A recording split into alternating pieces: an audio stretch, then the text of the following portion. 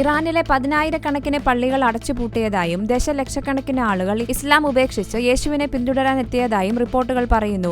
90 ദശലക്ഷം ജനങ്ങളുള്ള ഒരു രാജ്യത്ത് 10 ദശലക്ഷം മറഞ്ഞിരിക്കുന്ന ക്രിസ്ത്യാനികൾ ഉണ്ടെന്നാണ് കണക്കുകൾ. ഇപ്പോൾ ഇറാൻ ലോകത്തിലെ മറ്റെവിടെയേക്കാളും കൂടുതൽ ക്രിസ്ത്യാനികളെ കൊല്ലുന്നു. കാരണം ഇസ്ലാമിക വിശ്വാസം ഉപേക്ഷിച്ചാൽ വധിക്കണമെന്ന് ഖുർആൻ പറയുന്നു. ഇറാനിൽ സംഭവിക്കുന്നത് അവിശ്വസനീയമായ അസ്വസ്ഥതയാണ്. ഇസ്ലാമിക ഭരണകൂടം തീവ്രവാദ ഭരണം നടത്തിയതിനു ശേഷം കഴിഞ്ഞ 40 വർഷമായി ഇറാനിലെ ജനങ്ങൾ ദുരിതത്തിലാണ്. സമ്പദ് വ്യവസ്ഥ ദുർബലമാണ്. അടിച്ചമർത്തലിന്റെ അളവ് ക്രൂരമാണ്.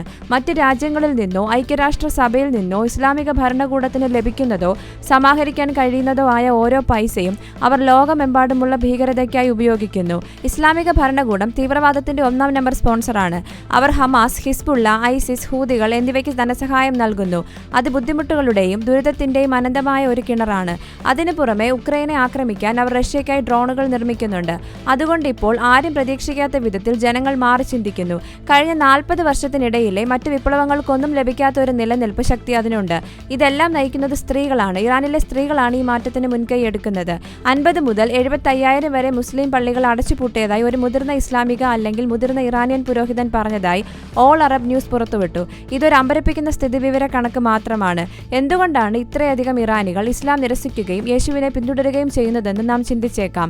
സ്ത്രീകൾ ഹിജാബ് ധരിക്കാൻ വിസമ്മതിച്ചപ്പോഴാണ് പള്ളികൾ അടച്ചുപൂട്ടാൻ തുടങ്ങിയത്. പക്ഷേ അത് അത്ര പെട്ടെന്നല്ലായിരുന്നു. ഇറാനിലെ സ്ത്രീകളെ തലയിൽ വെടിവയ്ക്കുന്നതും അന്ധരാക്കുന്നതും പരസ്യമായി തല്ലുന്നതും തെരുവുകളിൽ കെട്ടിത്തൂക്കുന്നതും ആളുകൾ കാണാൻ തുടങ്ങിയപ്പോൾ ആളുകൾക്ക് ഇസ്ലാമിനോട് വെറുപ്പായിരുന്നു. ഇത് ഇസ്ലാമിക ഭരണകൂടത്തോടുള്ള നിരാകരണമാണ്. ഇറാനിലെ തീവ്രവാദികളുടെ കയ്യിലാണ് തോക്കുകളുള്ളത്. അവർ ജനങ്ങളെ ആയുധമാക്കുകയാണെങ്കിൽ അമേരിക്കയോ മറ്റേതെങ്കിലും രാജ്യമോ ഉക്രൈനെ ആയുധമാക്കുന്നത് പോലെ ഇറാനിലെ ജനങ്ങളെ ആയുധമാക്കുകയാണെങ്കിൽ ഒറ്റ രാത്രി കൊണ്ട് ഒരു അധികാരമാറ്റം സംഭവിക്കും.